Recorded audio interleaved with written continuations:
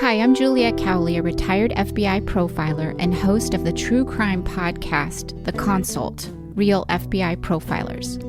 If you're fascinated with true crime and criminal profiling, then join us as we discuss real cases and examine the behavior exhibited before, during, and after the commission of the crime. You can listen to The Consult wherever you get your podcasts. It's as close as it gets to being in the room with the FBI's Behavioral Analysis Unit.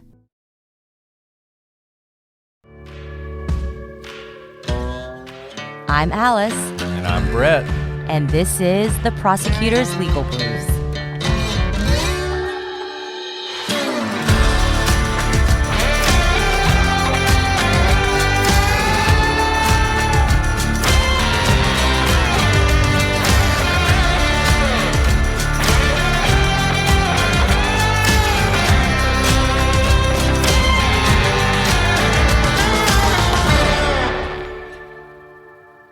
Welcome back to the Prosecutors' Legal Briefs. I'm your host, Alice, and I'm joined, as always, by my psychologically understanding co-host, Brett. You know, Alice, when I was in college, I thought about taking psychology, being a psychology major. And I'm doing philosophy instead, which was different. Probably says something about me and my sanity. But anyway, so I've always been interested in psychology. Can I speak for everyone who's ever talked to you? Thank God you're not a psychologist. All due respect. I forgot that part. So sorry, the Southern in me. All due respect that you're not the psychologist. And I'll tell you why. Because you guys are about to hear from two of the most knowledgeable and interesting psychologists you will ever hear from. We have with us today Dr. Caitlin Slavens and also Dr. Chelsea Bodie, registered psychologists who have spent their career focusing on couples and especially postpartum women. Caitlin and Chelsea, thank you so much for being here today. Thank you for having us. And just a side note, we're not doctors. Sorry. We have our masters. Yes, I just didn't want to upset It would even anyone. be better if I called you Master Slavens. But we're already off to a great start, y'all. I just hand out doctor titles like they're candy. You can be this, you can be that. But here's the thing, guys. You know, they are registered psychologists. You're going to learn so much about them and also what they do to support moms and postpartum women. We're going to dive into how this relates, obviously, to true crime, postpartum psychosis. Obviously, that's been in the news. But before we get there, Caitlin and Chelsea, you guys have really built something incredible in this kind of social media world. Can you tell us about how you came to be registered psychologists and how you guys paired up to start Mama Psychologists? Yeah, so we started working together many moons ago, working with children and adolescent mental health at our hospital. And then through that program, we became fast friends, best friends. And then fast forward, we become registered psychologists and we have kids. And that journey is not easy and it's not smooth for either of us with our first ones. And then we found really, even as psychologists, there just wasn't a lot of information on postpartum mental health. There's a lot about postpartum depression, but I struggled significantly with postpartum anxiety. And back in 2017, there really just wasn't a lot of good information out there. And even as a therapist, I'm like, I didn't even know how to deal with it. And even recognizing it in myself, I didn't necessarily do that right away either. So that's really how Mama Psychologists came to be. And we wanted to give some education out in the community. And then the pandemic happened and everybody was struggling. And it kind of just grew really fast from there. What about you, Chelsea, or exactly the same? I mean, we have very similar stories and very similar backgrounds. The only thing is I had my first when Caitlin was having her second. So I wasn't we weren't exactly the same timeline. Yeah. And then my journey was more related to like NICU and birth trauma and living away from home and in the hospital. And so I remember, I think we were both in our like postpartum fog. Yeah, I had my second. Yeah. And Caitlin's like, do you want to start social media? And I was like, yeah, I'm in the NICU. That sounds like a great idea. I have so much time. What else am I going to do? I'm just pumping away here. Pumping. And, So true. Sometimes it just depended on the day. So we just like jumped into it, kind of not really realizing what we were, trial by fire. And we managed to stay friends through the whole thing. Which is actually really amazing. So, Business, social media, yes. Yeah. So tell people who may not, you guys should go follow them. I follow them on Instagram. But, what do you do through your social media reach? Because you're obviously able to reach many more people than just the patients that you may treat. Yeah, absolutely. So we have a following of about almost 700,000 on Instagram, and we provide a lot of educational content in the form of carousels, pictures, a lot of reels, just short information that people can just take and kind of understand and grab onto. And then through that, we've had different resources and workshops that we've hosted on postpartum anxiety, postpartum depression, mom rage, burnout. And then 3 years ago now, we wrote a book called Not Your Mother's Postpartum. And it was a lot to write a book. I don't know if I'd do that again, but it reached so many, and just the positive reviews and feedback that we got from that was just so inspiring, and knowing that so many people have it on their shelves and reach for it in a moment where they're just feeling so overwhelmed and anxious and just low after having a baby. So I'm the odd man out here because I've never personally had a baby, but my wife has. And one thing that I noticed that was shocking to me, maybe this wasn't shocking to you guys, or maybe it's shocking to even women, is everything about women's health, particularly when it comes to babies, is horribly understood, it seems, even by doctors. And I've got to imagine, mental health is always less understood, less treated than physical health. I've got to imagine when it comes to postpartum health, there is just a void of information, of help for women. So I imagine you get a massive response when you start doing this stuff on social media.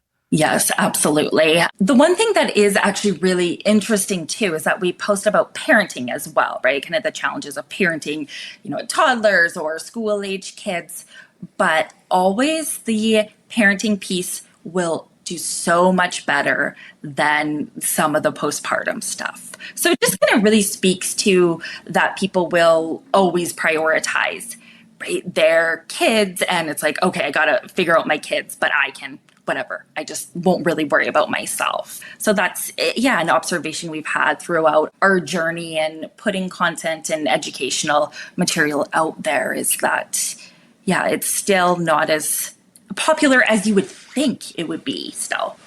That's such an interesting insight, because I know that many people, when they talk about the void of understanding in postpartum health for women, it's often said doctors don't care, or that it's not studied because who cares about women, that sort of narrative. But what I might be hearing is we also have to advocate for ourselves, because of course, like, you hold a baby and you're like, well, my whole life is going to be dedicated to you now. And of course, if you're thinking about, I had never thought it quite in that way, that by prioritizing one and not speaking up about your own mental health, it may actually be causing this like domino effect. So can you help put it into perspective for us? Because we hear all the time, now it seems like we can talk more about it now that there's not this negative, bias about it, that you can talk about your own struggles postpartum.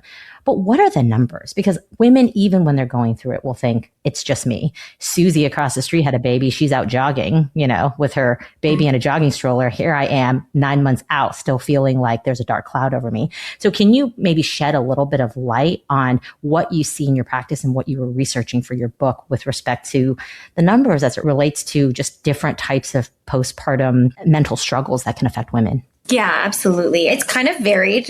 COVID really influxed the numbers. So it depends on what study you're reading at what time and when it was done. I'll also caveat by it's probably very underreported. So the numbers we have may not be that accurate. But when we're looking at postpartum, or perinatal is kind of the word they like to use from trying to conceive to 1 year postpartum. We're looking at a range of mood disorders that can come up typically. So we're looking at, you can tell me if I forget any, depression, anxiety, OCD, bipolar, and then postpartum psychosis are kind of the main ones that are often kind of talked about, even though they're all kind of under talked about, except for depression and anxiety is probably more talked about than it used to be. But when we're looking at anxiety, the numbers used to say approximately about 10 to 20% of postpartum mothers. In COVID, that skyrocketed to like 75% something percent. Yeah. And then depression is kind of the most researched and the most talked about. So often the numbers reflect a little bit higher, and then it kind of decreases as they go, often because they're less studied, but also they're less common. So that number is incredibly stark, right? When you said during COVID, it jumped to 75%. So as a non-doctor, that signals to me that social support or community has a huge role in that. And, can you speak a little bit about that COVID was that factor that you can't control for typically? You can't just like isolate women to be like, what's going to happen to your mental health? But it happened during COVID. So we did see that. What does it tell you when the numbers skyrocket like that in terms of what can support women? And are we doing those things to help support women? Yeah, I think it's multifaceted. I think community is a big one, or even the perception of community. So like, not that every mom is able to go out, and like our winters, for example, sometimes you don't want to bring your baby out, or it's cold and flu season, or whatever that looks like. But I think just knowing that there's resources out there can be really helpful, whether they're accessing them or not. I think the other piece really highlights health-related anxiety. So a lot of, especially new moms or new parents, are really worried about, illness and things impacting their children. We look at intrusive thoughts, for example, and like worrying about, harm that could come to your child, and how that just was like everywhere. Like you couldn't escape it really, right? You were isolated in your home, you were staying away, you were watching the news briefs, right? And all of this information was coming at you. So it's new and scary on top of being a new parent or having a new baby, whether it was a new parent or not. And so I think that was another thing that really was highlighted through that. Yeah, no, I think the importance of that village, and not everybody will have a village, but the ability to have people come and support you if needed. And then, of course, as Chelsea said, that increased, everybody was anxious, and then the health piece and the risk and the unknown really just exasperated that. Guys, if you know me, I can't really see. And usually I wear contacts, and frankly, I'm terrible about it. I never take them out. I sleep in them. And invariably what happens is eventually my eyes start feeling terrible and I have to take them out, and then I need glasses. But the glasses I had were 20 years old. So what was I going to do? Well, thank goodness for Zenni. With Zenni, I was able to get some awesome glasses, not just eyeglasses, but prescription sunglasses as well. So now I'm good to go. I just flip on my sunglasses when I walk outside, flip on my regular glasses when I go in, and it's perfect. I can see, my eyes are better, and I look good too. Guys, I've worn glasses since I was 7, and it has always in my life been such an event to have to update your prescription, get the prescription, pay, I don't know how much money to get updated glasses. It's a whole production that always made me just anxious about getting new glasses. No longer with Zenni, because Zenni is an online eyewear shop. You get prescription glasses, sunglasses, blue light lenses starting at under $30. You go to Zenni.com, you pick a frame, you upload your prescription, and they ship it to your door. No appointment, no store, no upsell at the counter. And at that price, something kind of shifts. You stop asking, do I really need new glasses? And you start asking, why wouldn't I just get them? I got 2 pairs the last time I bought them because it was so easy and so affordable. Over 150,000 5-star reviews. And if you've never bought glasses online before, Zenni has a virtual try-on so you can see exactly how a frame looks on your face before you commit. If your glasses are overdue for a refresh, now is the time. Go to Zenni.com/podcast and use code podcast15 for 15% off your first order. The styles sell out, so don't sit on it. That's ZENNI.com/podcast. Promo code podcast15. You guys have heard me talk a lot about my mom. She is a hoot. But the other thing she's amazing at, she is the queen of the bargain find. And I learned from the best. I love garage sales. I love clearance racks, you name it. Because my mom, she never walks away from a good deal. I grew up thinking it was just her thing. Turns out, It's my thing too. For example, I found a designer bag on Whatnot for literally half of what it was going for anywhere else. My jaw dropped. I never thought that I'd be able to have this bag, but when I saw it on Whatnot for half the price, how could I not afford to get it? So I got to watch the seller show it up close. I got to ask questions about the condition and actually get to know the seller. It wasn't some faceless person behind a keyboard. It was someone I made a connection with and now actually really like buying things from. And that's the real magic of Whatnot and why other apps really don't compare. Whatnot is the #1 live shopping app in the US, where shopping happens in real time with real people, real conversations, and incredible deals. Now that I'm a full-time working mom of 4, I don't have time to go shopping in stores, but I really miss that in-person touch. Whatnot gives that live shopping experience back to me, but at my fingertips. And that's what people love about Whatnot. They love the community where you're connecting with sellers and other shoppers. It's like hanging with a group that gets you. This is a fun way to shop. And there is nothing more fun than saving money. Like Alice said, you almost never pay full price. You can shop brand names across makeup, perfume, clothes, handbags, jewelry, and more. And guess what? You can become a seller too. If you got clothes, bags, or accessories sitting in your closet that you no longer reach for, make some money on them. Whatnot makes it easy to turn them into cash. Download Whatnot today and get $20 off and free shopping on your first purchase. Search Whatnot, WHATNOT, in the App Store. Sign up and start finding the best deals on the products you love with $20 off and free shipping on your first purchase. Hear that? That's now Crispy and McCrispy strips meeting Creamy Caesar sauce. Sounds extra crispy. Caesar sauce at McDonald's for a limited time. Ba-da-ba-ba-ba. So for women out there who are getting ready to have a baby or planning on having a baby or thinking about having a baby, obviously we've talked about community and having support in your life. And we've talked about the numbers and how, honestly, it seems like we don't really know how many women are affected by mental issues like this after they have a baby. Are there any known risk factors? Are there any particular things that women out there could say, hey, I have X, so I'm more likely to suffer from this, so I'm going to be prepared. I'm going to be looking out for it, that kind of thing.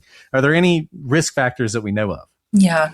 So definitely a history of mental health struggles, right? So if there is a history of depression or anxiety, that would be what we would call a risk factor. If you're going through, right, a tumultuous relationship, an abusive relationship, any really like unhealthy relationships, that could increase that risk factor. How you feel about the pregnancy? Yeah, planned, unplanned. Is another big one. Age of the mother as well. So that's also significant with if they're younger and unplanned, then they are at a higher risk of a mood disorder as well. And then we would be looking at any health-related concerns actually during the pregnancy. So if they'd had a trying to conceive journey, if they had any kind of physical or medical condition, that can also increase it. And then we look at like the birth experience. So if there was perceived or actual risk of a life-threatening incident during the birth, that can also increase the risk after. What about multiple pregnancies? We're going to talk about cases, but we've also seen really sad cases where postpartum anxiety or depression is undiagnosed, and then the woman gets pregnant again, and then it seems to kind of compound or snowball. Can you talk about what that does in terms of if that's even studied? I don't know if it's studied. I do know that we know that subsequent pregnancies aren't necessarily a risk factor. Like it can kind of go either way. Like, can I use you as an example? Yeah. Oh, yeah. So Caitlin's first pregnancy, she had really bad postpartum anxiety. Her second, she didn't. So it could be that like different interventions were in place. It could be her knowledge base at the time was different. Like there's so many factors. So we would kind of categorize it as like risk factors and protective factors. And that one can kind of fall under. That being said, if there is an untreated mental health illness that's going on, and then there was already postpartum struggles and then a quick pregnancy, the likelihood that it would probably be a risk factor, I would say, is higher. Yeah. But again, it is understudied. Yeah, and I think we obviously see some of these cases, these really just horrific cases where mothers will murder their children. Some of them seem like they're related to some sort of postpartum psychosis. Some of them don't. I mean, it just depends on which ones you're looking at. But obviously right now in the news is the Lindsay Clancy case out of Massachusetts. And you guys had reached out to us back when that case first came up, and we were talking a little bit about this because it is so difficult for someone who has not experienced anything like this. And I think probably even for women who've experienced some postpartum mental issues to wrap their head around the kind of psychosis that she was going through. For those of you who don't know, Lindsay Clancy, a mother from Massachusetts who on January 24th murdered her 3 children, attempted to kill herself, and is now going to be on trial for those murders. That trial is coming up. It's starting by the time this comes out. It may have already started. I believe July 20th is the first day of trial. So one of the things we wanted to talk to you about was this condition, this postpartum psychosis. I felt like it used to be we just talked about postpartum depression. I'm not sure exactly when people started to recognize the psychosis aspect of it. Can you give us a little bit of the history of this and what it means? Yeah, so postpartum psychosis, so it is incredibly rare, and they've looked at rates are about 1 in 1,000 women will experience postpartum psychosis. And really it is a break from... That's a little higher than I would have thought.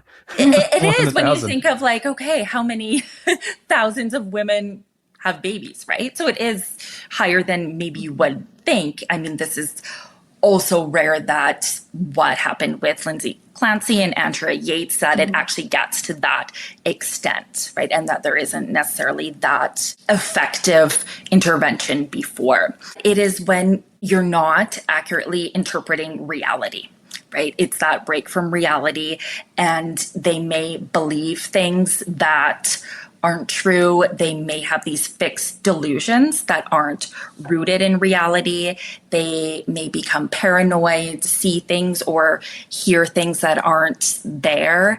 It may be more of that belief that they're evil, baby is evil. They're really fixed false beliefs that they become very strongly pulled towards. So the difference when we kind of look at postpartum anxiety and intrusive thoughts and postpartum psychosis is that the brain is not interpreting reality correctly. Whereas postpartum anxiety is a fear, psychosis is there is no reality happening. So I'm familiar with there's also psychosis not related to postpartum. Like you can suffer from psychosis, and it sounds a lot like what you're saying now. Exactly. So like in Lindsay Clancy's case, what about postpartum would trigger that psychosis? Is it that they never would have, and of course you would never know this, but how is it different than kind of a general population diagnosis of psychosis? Or is there a difference? Yeah, we're kind of looking at the timeline, honestly. Usually, when we have postpartum kind of stuck in there, it's the time frame of when the symptoms started arising or being noticed, and within that time frame. So when you're talking to medical doctors, usually they're going to say that postpartum is within the first year of giving birth. So that's kind of their gauge and their timeline, and kind of for their cutoffs and criteria and things like that. Typically, it's going to be about a year. And then we would be looking at also some of the delusions and the hallucinations. They could be more related to the baby versus a typical psychosis. It could be demons and angels and different, the themes might be a little bit different, I guess is what I'm trying to say in terms of what's kind of coming up. And you noted that in at least Lindsay Clancy's case, there were interventions. And this is something I wanted, before we talk about, the Clancy case specifically, a lot of women who've reached out to us when we've covered these types of cases, I think in the midst of the anxiety or the depression or even the psychosis, there's a fear that they can't reach out because there's no fix for it. So what types of interventions are there? I know that's a huge spectrum, but what types of interventions are there for women who may be facing this? Is there help? Can you get help? Can it help in the end? Oh, absolutely. And I think one part is advocating, right, for yourself, your partner, and it's saying that this is not this person, right? This person is not sleeping. They're, it's saying things and doing things that just don't necessarily make a lot of sense. They're not sleeping at all. right? Their perception of reality is skewed. And then in terms of interventions, it's, going to your doctor, going to the psychiatrist and advocating that sometimes there's pharmaceutical interventions, sometimes it's hospitalization, sometimes it's therapy, right? Depending on what is going on for that person. But yeah, individuals can be successfully treated with postpartum psychosis. So I know folks in your field hate to diagnose people they've never seen, but we're going to talk about Lindsay Clancy because I am curious about your thoughts on some of the things that happened in the run up to this. She had 3 children, all of which she strangled to death, a 5-year-old, a 3-year-old, and an 8-month-old. So the 8-month-old was born in May of 2022. The murders happened in January of 2023. Okay, so just to give you some facts about her, which you probably know this, but our listeners may not. So she has severe anxiety after her baby is born. I think you would probably say that was postpartum anxiety. She's diagnosed with sort of a generalized anxiety disorder. So it's not quite identified as postpartum, but obviously it happens right after she has a baby. So I think we can say that's probably consistent. Now, what's interesting to me, and I'm curious on your thoughts on this, because you mentioned medical intervention. Between October of 2022 and January of 2023, she was prescribed 13 different drugs: antidepressants, benzodiazepines, sleep medications, mood stabilizers, and Seroquel. And she took, not all at once, they were sort of going through different ones to try and find out what would work. She was taking about 4 different drugs a day at the time of the murders.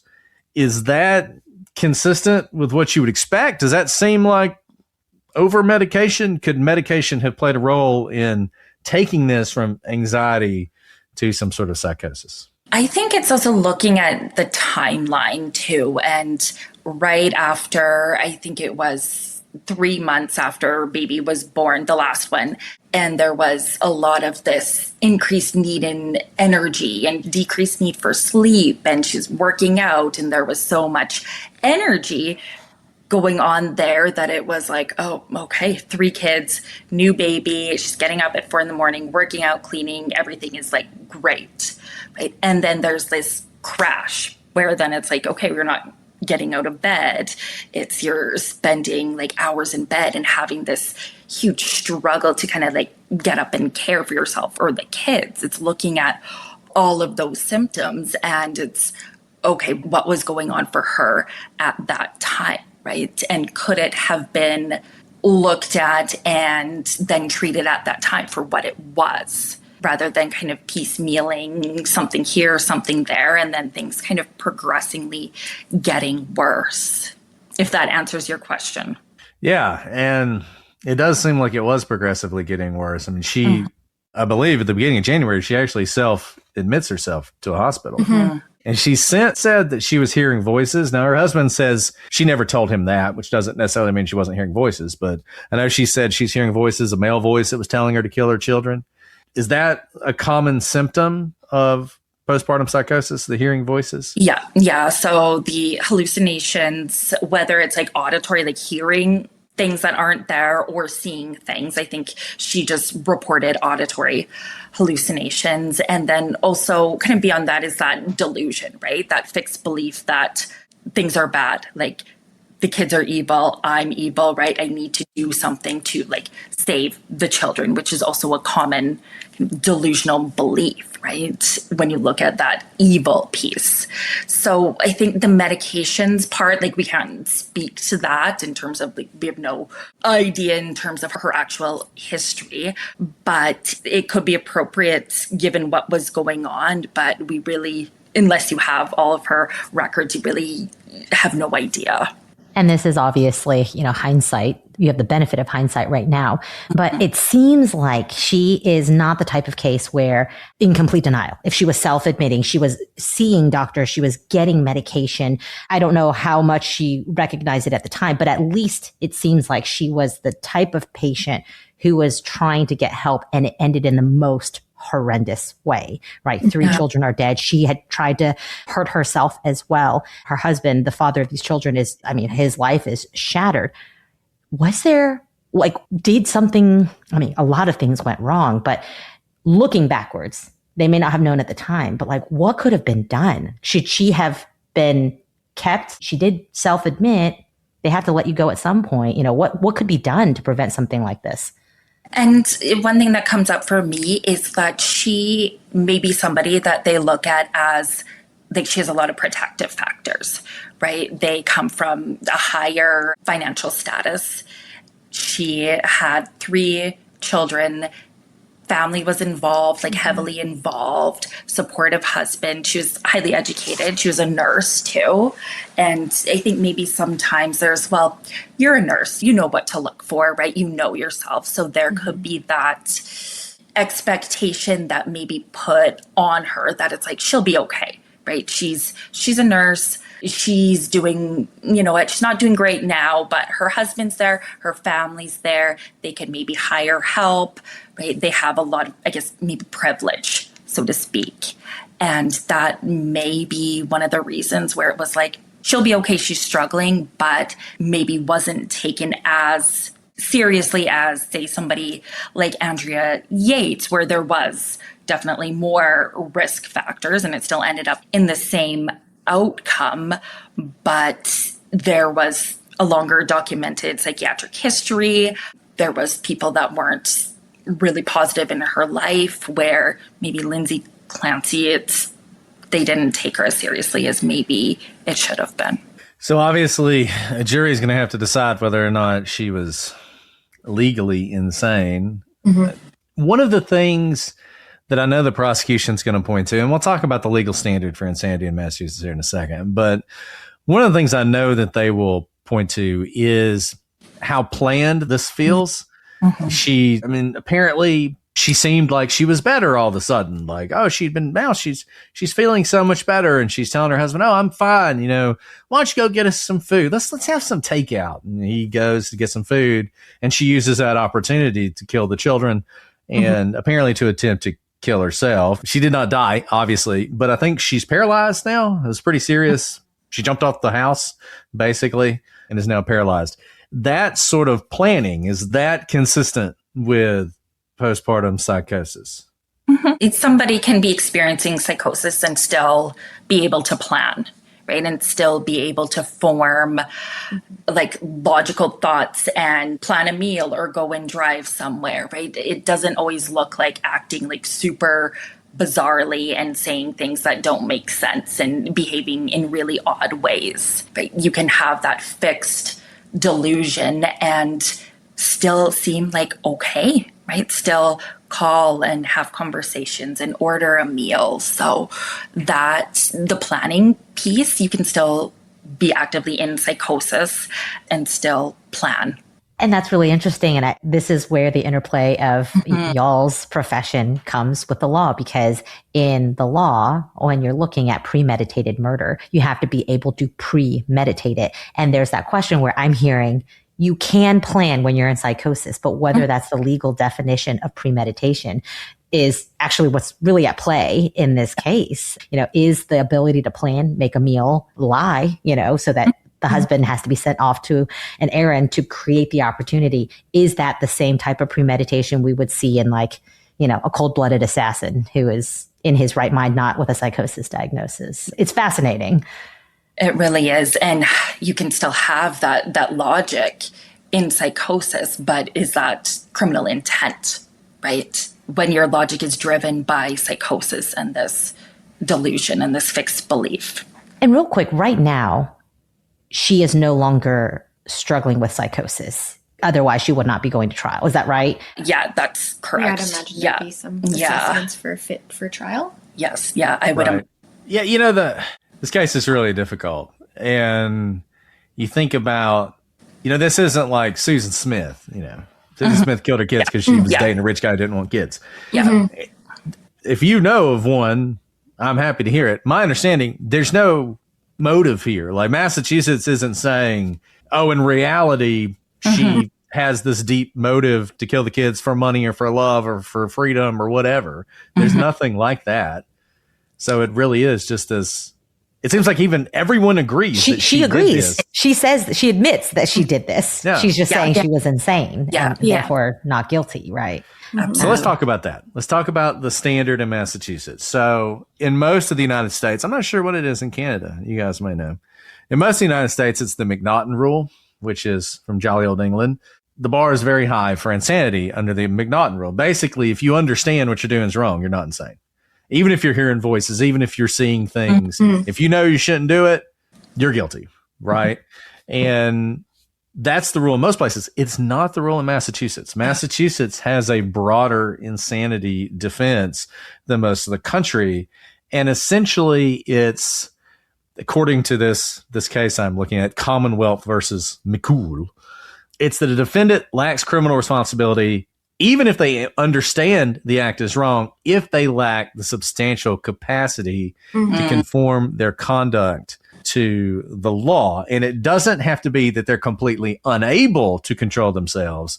It only has to be there's something that is substantially interfering with their ability to do the right thing. That can be sufficient for this kind of defense. And it would seem like she has a pretty strong claim based on what I'm hearing from you, given that legal rule, if they can establish, which it seems like they have a lot of evidence, that she's under this postpartum psychosis. Yes. And I believe there's 2 lawsuits against the doctors too, or the doctor and that are still ongoing that allege that this diagnosis was missed, and subsequently she became worse and worse with each medication she was prescribed. But what's interesting, like when we look at, moms that we've worked with or just in general, there's often this fear to self-report, and there's often a fear to go to the doctor and to say something's wrong and to admit that these are going on. So in theory, she kind of went against that and was able to know she was unwell enough to go and try to get help, which, a lot of moms will tell us, I'm scared. Their biggest fear is judgment. I'm scared of losing my baby. kids being taken away, and they don't necessarily report that I'm having, it may be suicidal thoughts, even intrusive thoughts. And part of intrusive thoughts with postpartum anxiety is having these thoughts that I may cause harm to my baby. So we hear that it's I'm walking down the stairs with my baby and I think of just throwing her against the wall. And the key distinguisher is, does this thought scare you? Right? And most moms are oh my God, it's terrifying. I feel terrible. What kind of person would have that thought? And that's a protective factor, right? That thought scares you, and it should. But with postpartum psychosis, if you were to ask a mom, well, does that thought scare you? Then the answer would be vastly different. Often it's no. Yeah. Yeah. Which is for us, we'd consider it a medical emergency. Yeah, if we were talking about intrusive thoughts and they were it doesn't disturb me. It feels like this needs to happen, right? It would be we need to take you to the hospital now. You can't be left alone. A clear sign.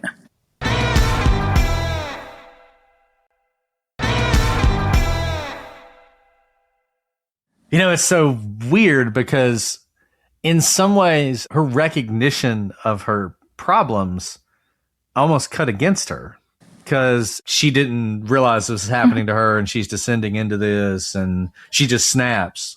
She's walking down the stairs and slams her baby against the wall, and just this, she saw this. She admitted herself to the hospital. The doctors may have failed her. I don't want to prejudge that case, but they're certainly being accused of failing her.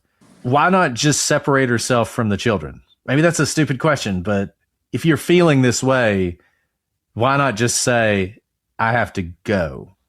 I think that comes down to wanting to be with your kids and wanting to be, that mother to your children, and feeling this sense of obligation and not wanting to burden, right? I think her husband was still working, family was coming and staying with them, feeling okay, I've got to do this. I've got to get it together, right? And I think, this was over months too, right? And it just was getting worse and worse and worse until this happened. Yeah. I mean, I think you're putting words to something that we hear from a lot of women that I think a lot of us, especially those who are educated, like you said, she was educated. She was of a good kind of pedigree. She treated others. She was a caregiver. She was not the one who sought care. Typically, everyone knows that motherhood cuts both ways. Social media is like, yes, motherhood and parenthood is so hard. So they're thinking, well, it's hard for everybody. So why am I going to be the one who raises a white flag when it seems like everyone out there can do it just fine? And there's this resistance to recognizing the problem and then quite literally finding the time to be treated. She had a 5, a 3, and an 8-month-old at home. Like, when was she going to leave? Her husband was at work, and I hear this from women often. They're like, I'll take care of myself later. There wasn't a later in this case. Later was too late. And I know those are things that you guys are fighting against every day in kind of what you do on social media as well. But I think it's worth noting because there are just so many factors at play here. The most devastating thing for me here is just that she was getting help. It's so hard because I hope what that doesn't do for women who are watching this case or men who are supporting the mothers in their life is that this seems like an outlier case. And maybe you can speak to that, whether this is an outlier case. Most people who I know who do seek help, there is a happy outcome, that it does not reach this sort of an outcome. There's going to be a whole separate suit about whether she was over-medicated, misdiagnosed, that whole thing. Her case does seem extreme on many levels. And I hope what the effect of this case is not that women will look at her and say, she even sought help and it ended in this. So I'm not even going to seek help. Like, it's not going to help me. And I don't have the time. I don't have the money, and I don't have the problem.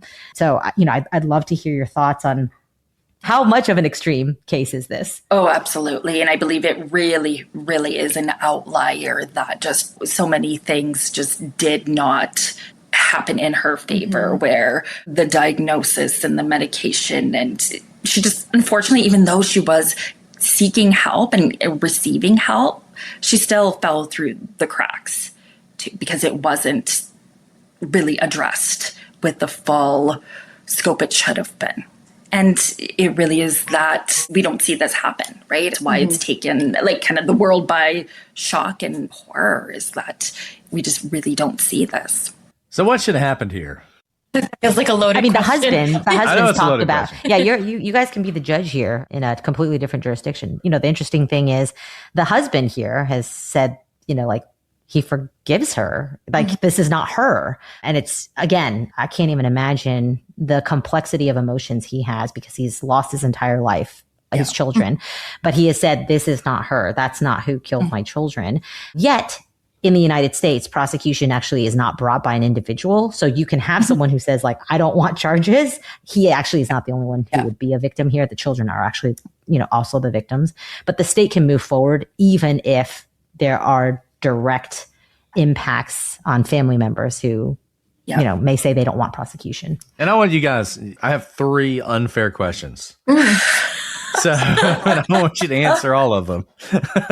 So the first one is, and you're emperors for the day. Canada has now conquered the United States. You rule over the entire continent, except for Mexico, which maintains its freedom. So you can do whatever you want. In a situation exactly like this, what should be in place? Should someone have been able to have committed her involuntarily? What steps should police, the state, hospitals, whatever, be able to take in an extreme situation like this? Because it feels like once she went home, it was a matter of time. She was going to find a moment when he was asleep or he wasn't there, and she was going to kill her kids.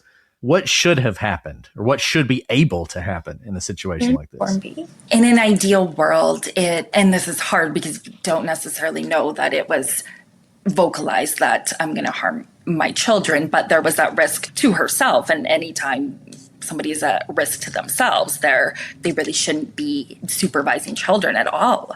She should have, in an ideal world, been committed, right? Been hospitalized until there was substantial, and not just a day or two of like, yeah, I'm doing better. Okay. Yeah.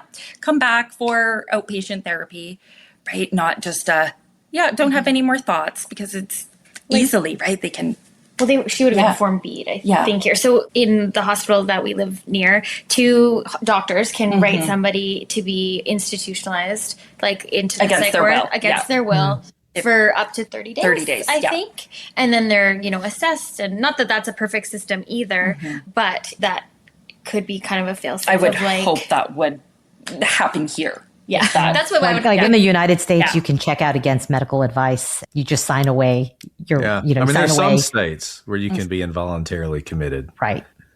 But I don't know that Massachusetts is one of them. I don't think that Massachusetts is one of them, right? You can check yourself out on a Form B, actually, but nope, I don't think you can. No, you can't leave. If you leave, then the police will come get you.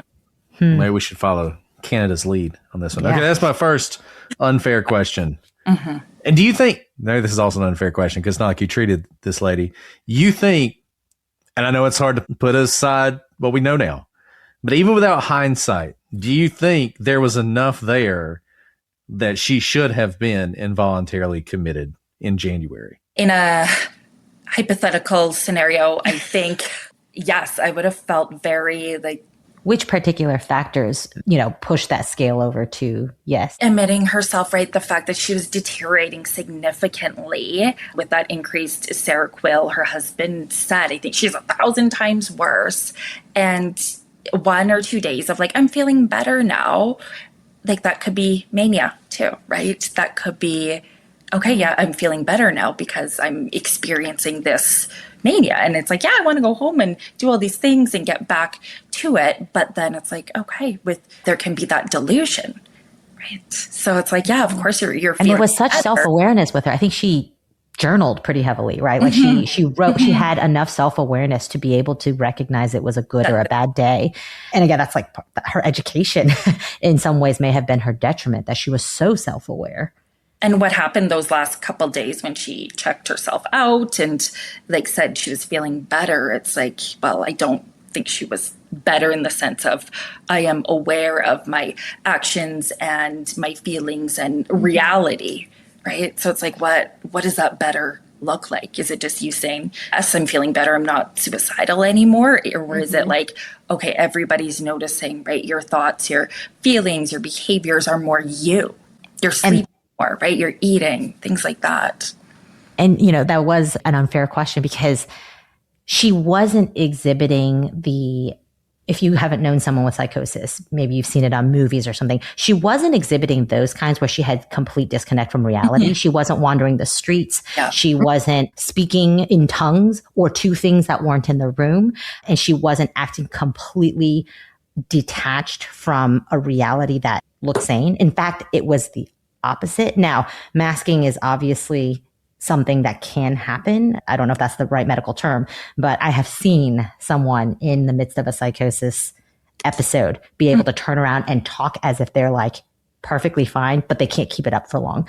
Now, so she wasn't in that kind. And I say this because involuntary commitment, if allowed in certain states here in the United States, such a high bar. You basically have to be out of your mind. Your pupils are dilated. You can't see straight. You're walking into walls and you're talking to demons or in tongues.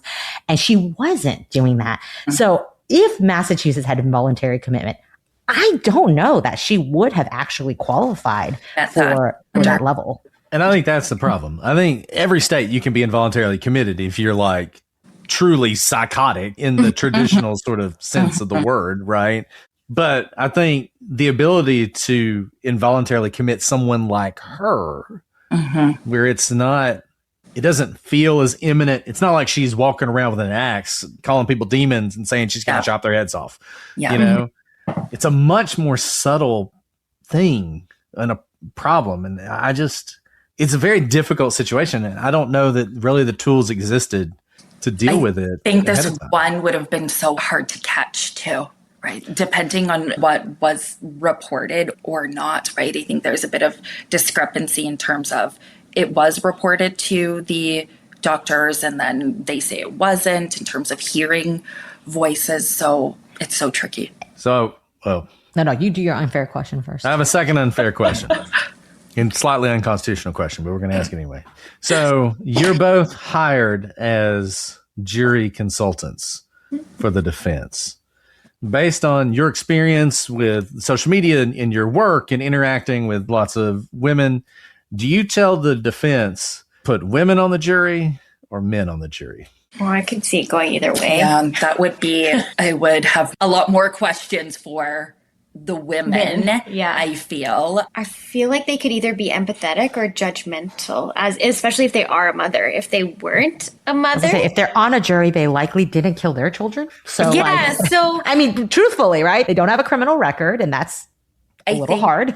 I think women, a good understanding, right, of mental health too.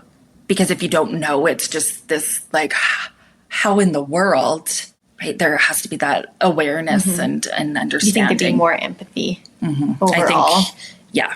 I think I would go with women too. I'd go with mothers specifically because even if you're a mother who did not struggle with it, I think I see this on y'all's Instagram feed. Postpartum is hard for everybody. Different levels of hard, but there is like no easy postpartum. And so like someone who recognizes that they are not diagnosed with psychosis or anxiety or postpartum depression can still see a thread and be able to empathize. I would think if I'm the jury consultant that they were like, you know what, those first few days when I was wearing an adult diaper and my body wasn't my own and I had to take care of this little thing was the least I felt like myself. Now multiply that by, 1 million. I can empathize. Absolutely. I'm putting 12 men on the jury, but because they would just all look away and be like, I can't, I don't know. I don't know. I'm not going to be a woman hater here. Yeah. And then my last unfair question, and Alice probably has questions too, but I've got my 3 unfair questions I want to ask. And my last unfair question is kind of the ultimate question. Is she criminally responsible or not? Is she a murderer? No. I think one of the absolute worst things I would imagine for her is when she is actually treated and doing better and realizing what she did. I don't think there's any worse punishment than that. And along those lines, who wins if she is found guilty here? It doesn't bring back the kids. Her husband has already lost his kids. Now he already has lost his wife in a lot of senses, but will certainly lose, being able to have a life with her if that's what he wants. This is such a hard case because, I've heard some people say there should be a compassionate acquittal, whatever that means. She did it because she admits it. I do appreciate that we're not fighting about the actual facts. She's not saying she didn't do it. She did it. And that's where I think it goes to what you said, Caitlin, that criminal wise, the children's lives ended at her hands, but whether that arises to the level of criminal murder is something potentially different. Yeah.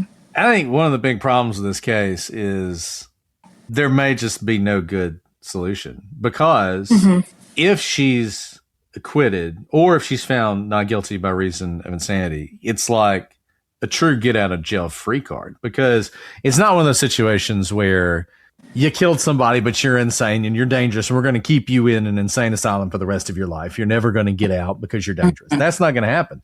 The thing that made her dangerous has passed. Yeah. So if she's not criminally responsible, she goes free. Now she'll have to live with what she did. Obviously, if she's paralyzed, that'll be punishment as well. But I think a lot of people are going to have a real problem with there are 3 children that are dead and just nothing happens. And then the other thing, we in the United States, we can't put conditions where it's like, well, if you get pregnant again, we're going to retry you, or you're going to have to be involuntarily committed for the first 12 months of your postpartum journey. We can't do that. But you're saying there might not be a risk, but she is an outlier. This has happened once and she is 35.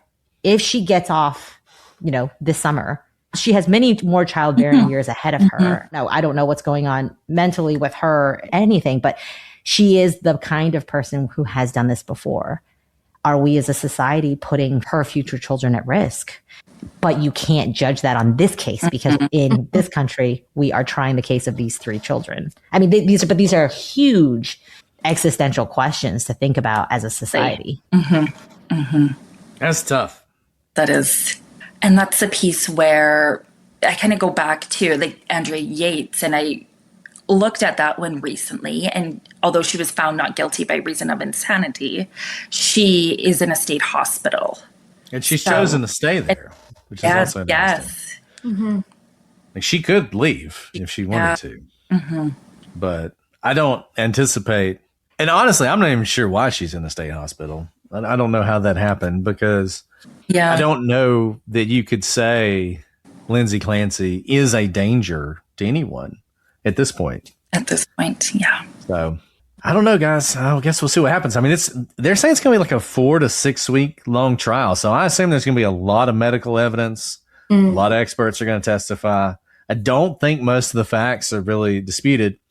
Now, the doctors, who are now being sued, we'll have to see what their testimony looks like, because presumably they're going to present themselves as being, it's not credible to say, well, there was nothing really wrong with her, or she just had some anxiety. I mean, she killed her 3 kids for apparently no reason. Something was going on with her. Yeah. And was she, diagnosed? And I know after the murders happened, she was diagnosed with bipolar, with psychotic features. Of course, that was after. Right. Prior to, was that presenting, right? Did she present it to her providers, or did they do an in-depth enough assessment, right, at these visits? Right. I think they were 17 minutes with her psychiatrist, right? Is that enough time to go through all of these questions and know, okay, what's actually going on?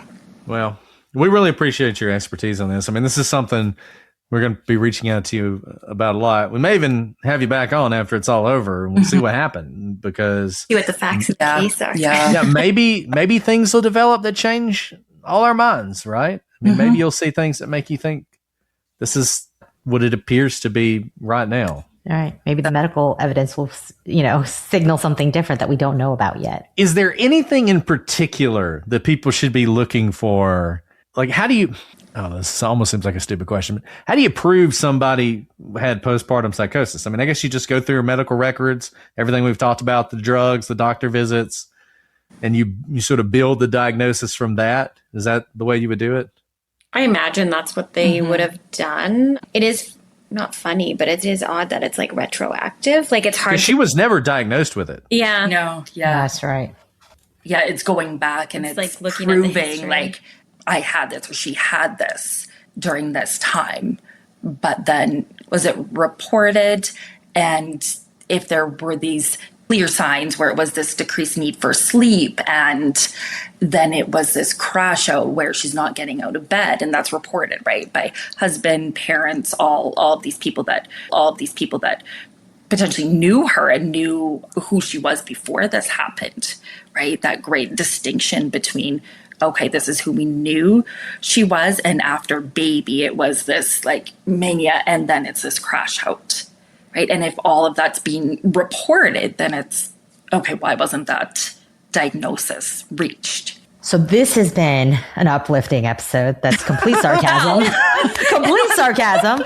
What I do want to bring it back to is that this is something you guys have been passionate about, helping women and to talk about this. And I so appreciate that. Can we end on somewhat of a hopeful note? What message do you have for women who either might be struggling with it themselves postpartum, or recognize it in someone else who is struggling? What can they do? What are some practical, tangible steps people can take? And I would say reach out to your healthcare provider.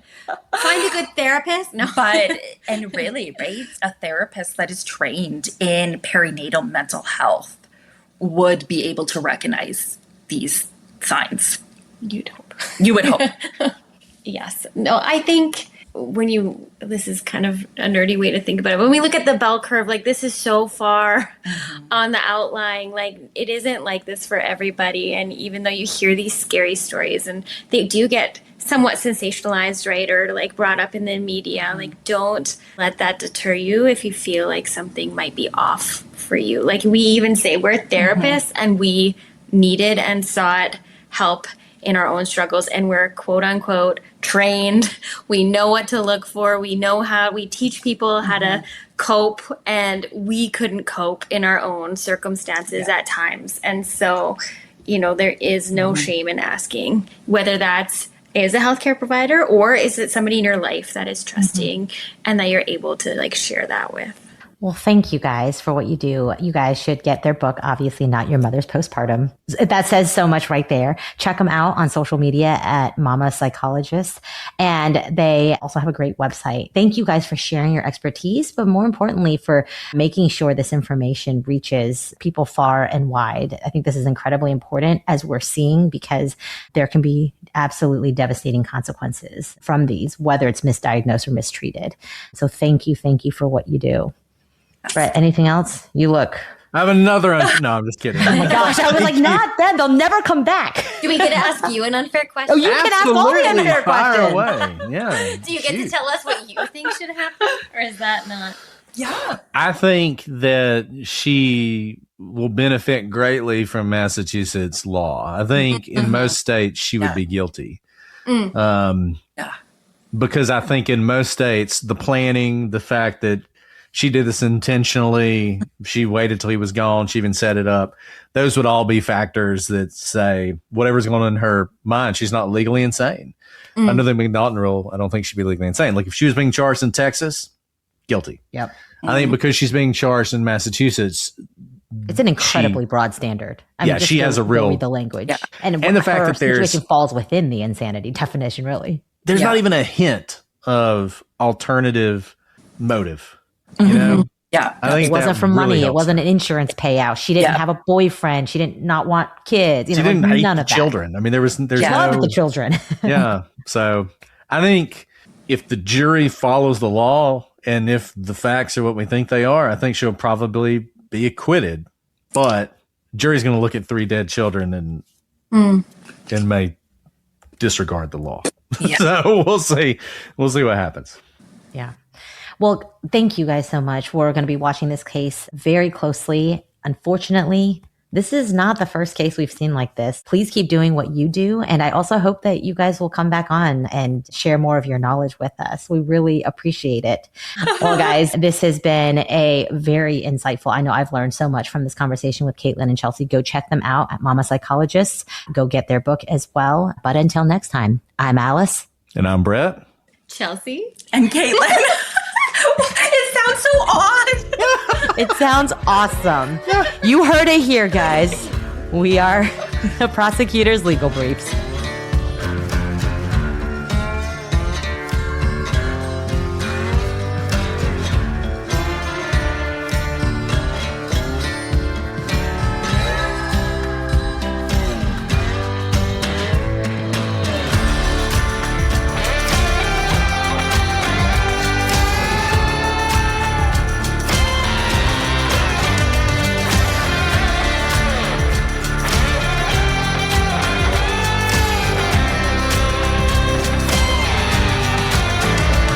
But until next time, I'm Alice. And I'm Brett. And we are the prosecutor. I was going to say, you get to say you're Caitlin and Chelsea. You can say your actual names if you want You to. actually get to say your name. I love that. But you actually get to say your name. That'd be a great outtake. I think that was perfect. That was so good. It was so good. Go for it. It's your name. Chelsea? And Caitlin. It sounds so odd. It sounds awesome. You heard it here, guys. We are the Prosecutors' Legal Briefs. That was great. That was perfect.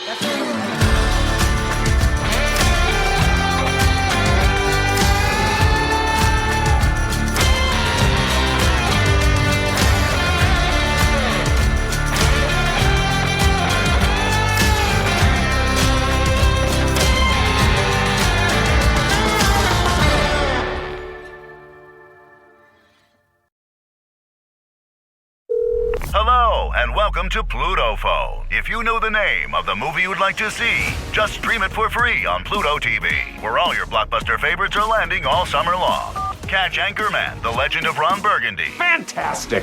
The Matrix Trilogy. Welcome to the real world. Mean Girls. Shut up! Titanic. I'm the king of the world. And so much more. For Showtimes, press nothing. They're free 24/7. That is so fetch. On Pluto TV. Stream now, pay never. Sleep Number's new collections are designed to adapt to the changing nature of your life and your sleep needs. Whether it's the personalized comfort of the new Comfort Mode mattress, the targeted pressure relief of the Comfort Next mattress, or the Climate Collection that actively cools or warms to help you fall asleep and stay asleep. And now, get early access to our biggest sale of the year. Save 25% on the new Comfort Next Luxe for a limited time. Only at a Sleep Number store or sleepnumber.com.